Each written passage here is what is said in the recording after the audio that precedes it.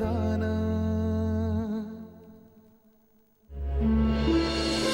आयुष्यातनं उठवलं मला या कीर्तनानं. त्याच्या नावानं गळा काढून भागणार नाही. ए तुला काय वाटलं मी काय त्याला असं सोडणार आहे का? या समध्या गोष्टींचा बदला घेतल्याशिवाय सोडणार नाही त्याला. मग गेम करून टाका ना त्याचा. वाट कसली बघताय? योग्य येळ येण्याची वाट बघतोय. आपल्याला हवी असलेली प्रत्येक वेळ योग्यच आहे. कामाला लागायचं आपण. वाटतंय तितकं सोपं नाही ते. आपल्या डाव्या हाताचा मळ आहे, त्यानं तुम्हाला आयुष्यातनं उठवलं ना, त्याची कायमची सुट्टी करून टाका. मला पण त्याची स्वर्गात बदली करायची आहे. मी त्याला झिरो बनवला होता, पण तो पुन्हा लोकांच्या नजरेमध्ये हिरो झालाय. आता जर का त्याला उडवलं ना, तर आपण सगळे 12च्या भावात जाऊ.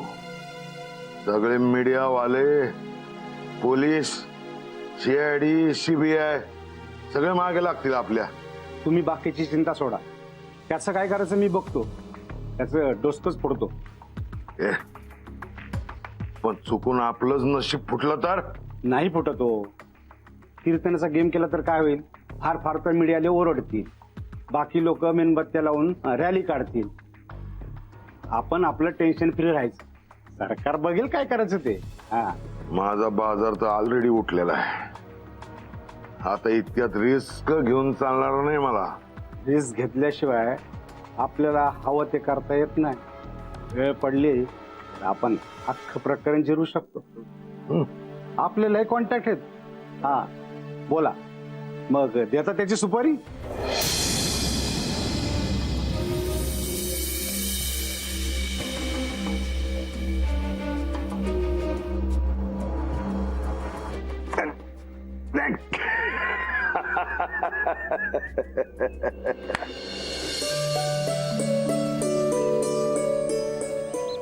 गायत्री, गायत्री, हाय.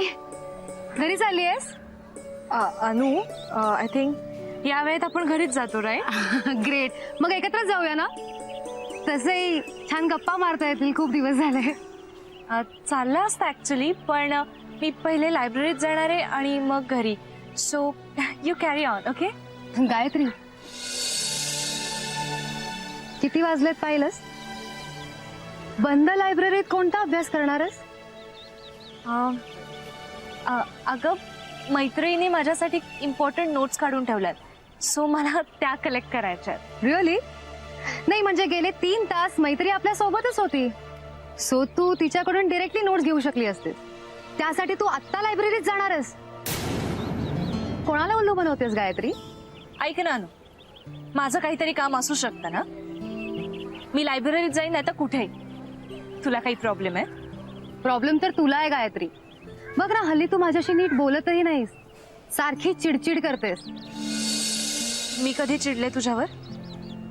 मागे तू आणि कार्तिक बोलत असताना मी तिथे आले तेव्हा किती चिडली होतीस तू? तेव्हा मी चिडले नव्हते. माझा मूडच खराब होता त्या दिवशी.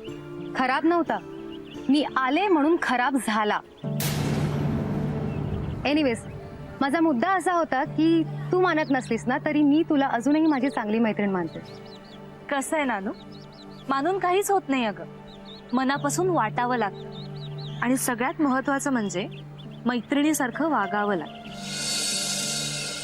मी मैत्रिणीसारखंच वागते गायत्री. म्हणूनच तर तुझ्याशी एक गोष्ट शेअर करायची होती. माझ्याशी? काय? येत्या काही दिवसात मी कार्तिकला प्रपोज करणार आहे.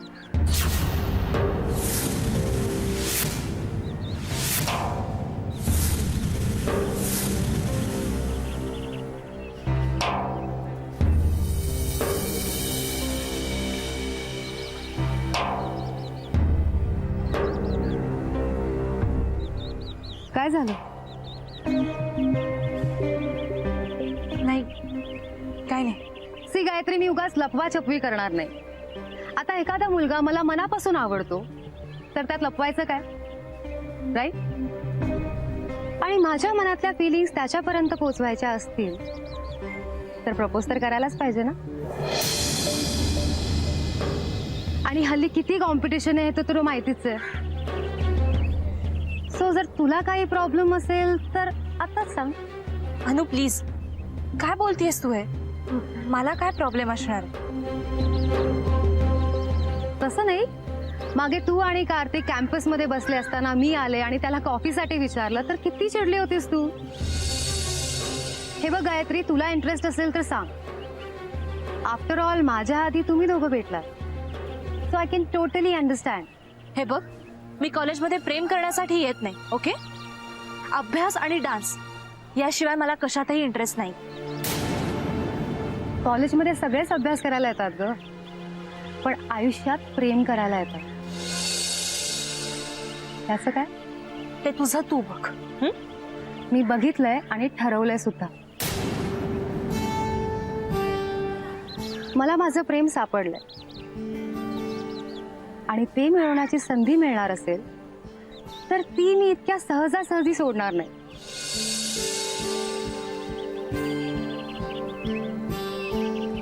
त्या संधीचं काय करायचंय ना ते तुझं तू बघ. मला यात ओढू नकोस प्लीज. मी तुला मध्ये ओढतच नाहीये गायत्री, पण उद्या मी तुझ्या आणि कार्तिकच्या मध्ये आले असं तू किंवा इतर कोणी म्हणाला नको. अनु, मला तुझ्याशी या विषयावर बोलायचं नाहीये.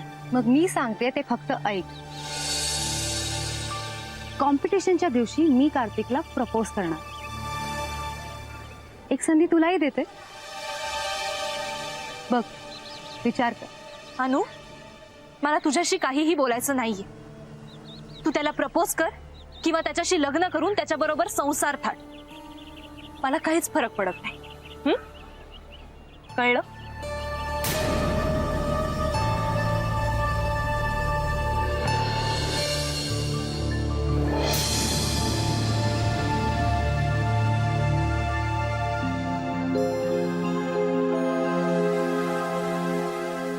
गायत्री, काय झालं एवढं चिडायला? काय नाही. हे बघ गायत्री, मला माहिती आहे तू नेहमी खूप शांततेने सगळी कामं करतेस, पण आता जे काही वागली आहेस ना ते तुझ्या स्वभावाला धरून नाहीये बाळा. काय झालंय? ते बसमध्ये भांडण झालं माझं. झालं म्हणजे तू सुद्धा बाबांसारखी वागायला लागलीस. तू आणि तुझे बाबा अगदी एका वळणावर गेलेत. बरं, कशावरून झालं भांडण? सुट्ट्या पैशांवर. अशा लोकांशी वाद कशाला घालता तुम्ही? आई, अगं तो माणूस खूप आगाऊपणे बोलत होता. बरं जाऊ दे, चल पटकन फ्रेश हो, मी मस्त चहा टाकते तुझ्यासाठी. आई,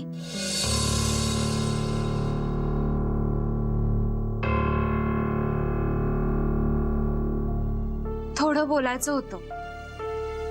बोल ना. हे असं का असतं?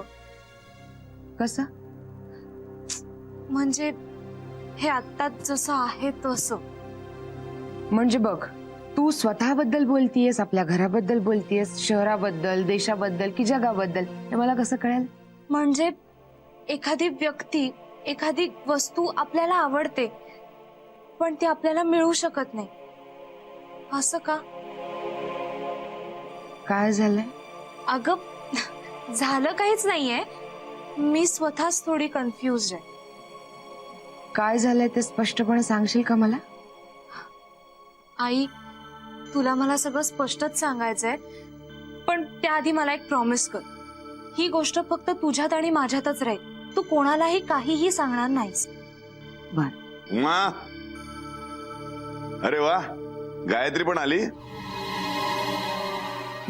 मस्तपैकी भजी घेऊन आलोय नाक्यावरनं. चहा टाक. हं. काय ग? मी फ्रेश होऊन येते. हा,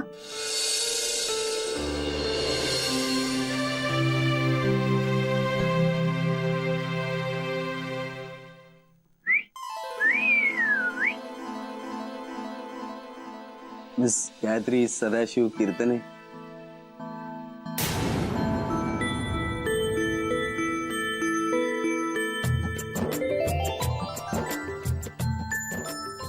तू तू इथे काय करतोयस?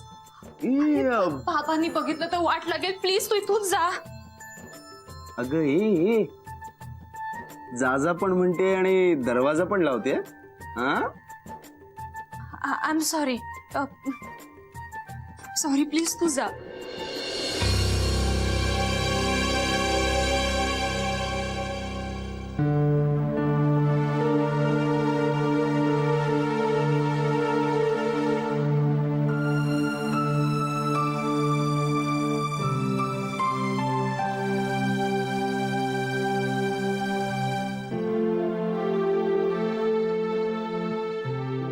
गायत्री आवर स्वतःला.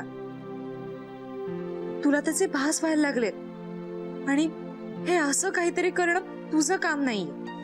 झेपणार नाही ते तुला. तू आपलं बाबा म्हणतील ना त्याच्याशी लग्न करून मोकळी हो.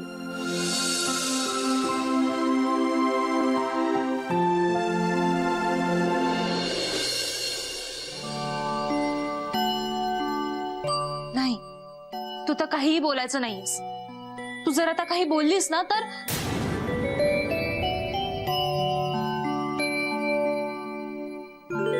बापरे, मी परत स्वतःशी बोलायला लागले.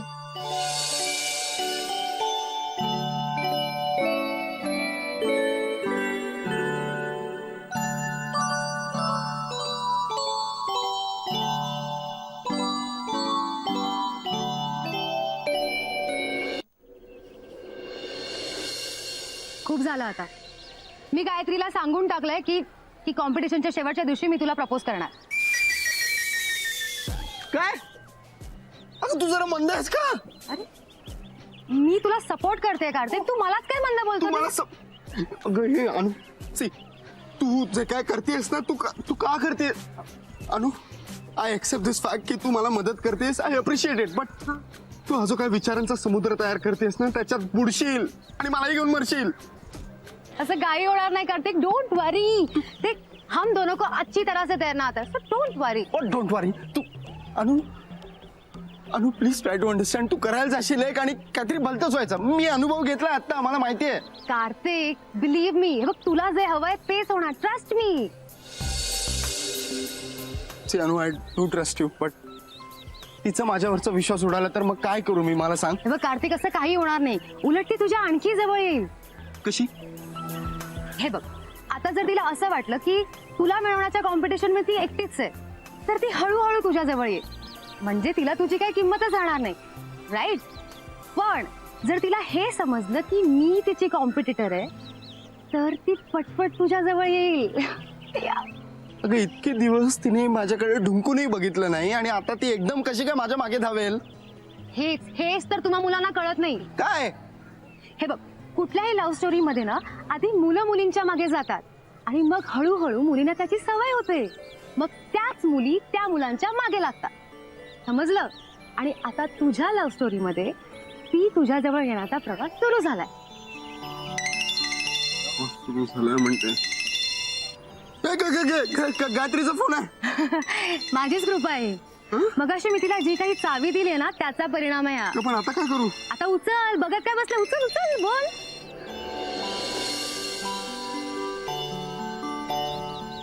हॅलो गायत्री. हाय. बोल, काही काम होतं का? काही नाही, सहजच फोन केला.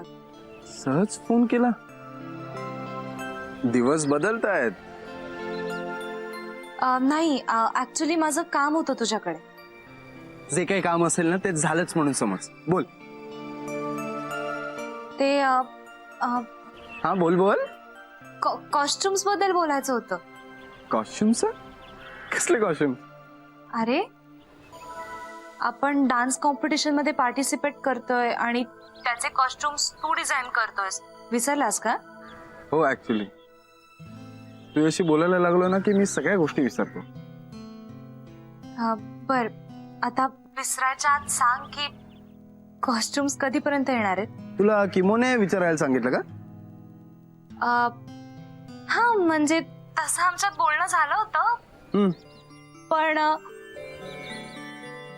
मी स्वतःहून विचारलं तर तू सांगणार नाहीयेस का मला? नाही सांगणार ना. असं काय करतेस? हे बघ कॉस्ट्युम्स ग्रँड रिहर्सलच्या 1 दिवस अगोदर तयार असतील. ओके. हा म्हणजे कॉस्ट्युम जर लवकर मिळाले तर खूप बरं होईल. ते कॉस्ट्युम्स घालून जर रिहर्सल झाली तर फायनल परफॉर्मन्स करताना ते कॅरी करणं खूप सोपं पडेल ना, म्हणून. एक्झॅक्टली. पण मी किमोला सांगितलंय की तोपर्यंत टाईट्स वर रिहर्सल करायला. आणि डोंट वरी अबाउट कॉस्ट्युम्स, तुम्हाला लवकरात लवकर मिळेल. और कोई फरमाइश मॅडम? नाही, काही नाही, बस एवढंच. Okay then, bye. ऐक ना कार्तिक, हा बोल. कुठे आहेस तू आता? मी आता कॉलेजमध्ये आहे आणि घरी जायला निघतो का? हो. कार्तिक, हा? कार्तिक किती वेळ लावतो? चल ना लवकर. हॅलो. तुझ्या बरोबर कोणी आहे का? कोणी नाही, मी एकटाच होतो आता. मग मागून कोणी मैत्रीण तुला बोलावतीये का? अगं ते आता ती अनु जात कार्तिक चल ना. आय एम सॉरी, मी तुम्हा दोघांना डिस्टर्ब केलं ना? नाही नाही नाही गायत्री, ऍक्च्युली असं काही नाहीये. नाही नाही, it's okay. I am sorry once again. नाही नाही. हॅलो. ए बाय. ओरड ओरड आता. मी काय झालं ओरडू? माझं काम झालं. अनु तू गेलीस. अनु येस. मूर्ख बिनडॉक बेअक्कल, तुझ्यामुळे तिने फोन ठेवला. अरे हो हो, हे बघ तिने आता जरी फोन ठेवला असला तरी ती रात्रभर तुझाच विचार करत बसेल. ओ. आणि ती जितका जास्त तुझा विचार करेल तितकी ती जास्त तुझ्यात गुंतत जाईल. आणि बाईसाहेब याच्या अगदी उलट घडलं तर? तसं काही होणार नाही. नाही होणार नाही. हे बघ, जी मुलगी तू दुसऱ्या मुलीबरोबर आहे म्हणून फोन ठेवून देते, त्या मुलीच्या मनात नक्कीच तुझ्याविषयी काहीतरी आहे.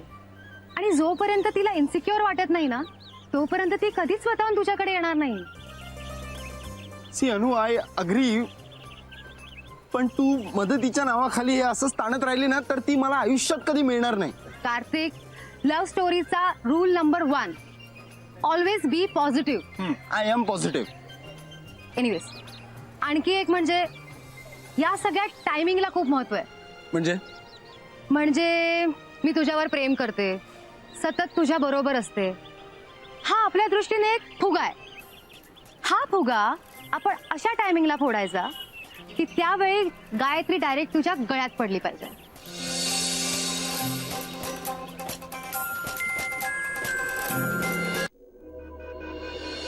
काय खबर? कीर्तनी आणि त्याची बायको रात्री त्या रस्त्याने फिरताना दिसतात. खबर सांग. त्यांच्या शतपावलीचा मार्ग न ग. ते फिरायला येतात ना, इथंच त्यांना टपवायचं.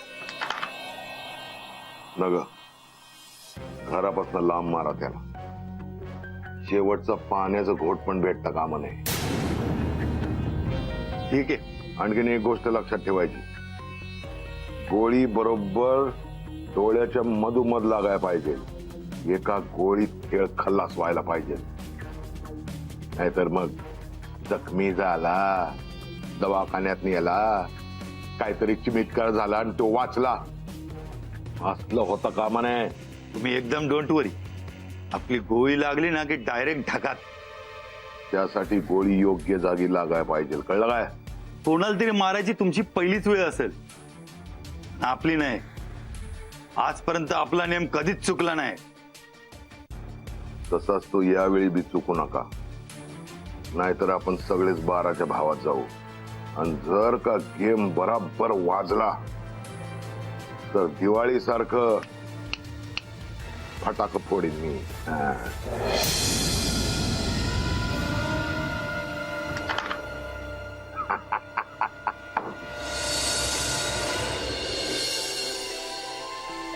आई, तुला काही हवंय का? मला जे हवंय ते देशील? मी काय देणार आहे तुला?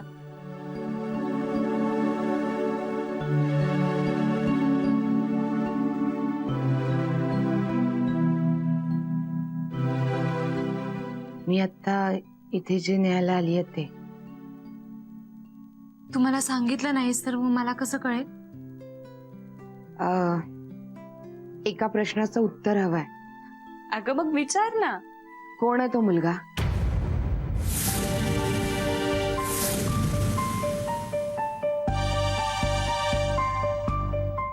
मला वाटतंय माझा प्रश्न तुला कळलाच नाहीये.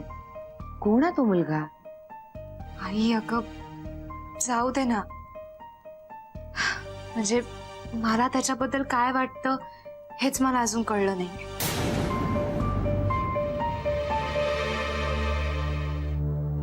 प्रेमात पडलीस का त्याच्या?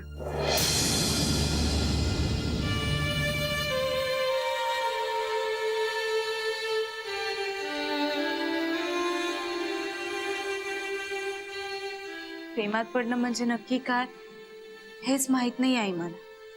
मग कन्फ्यूज का झालीस? आई तो बरोबर असला ना की खूप बरं वाटतं मला. असं वाटतं की त्याने सतत माझ्या सोबत असावं. आणि सगळ्यात महत्वाचं म्हणजे जेव्हा मी त्याला दुसऱ्या मुलीबरोबर बघते ना तेव्हा मला खूप राग येतो.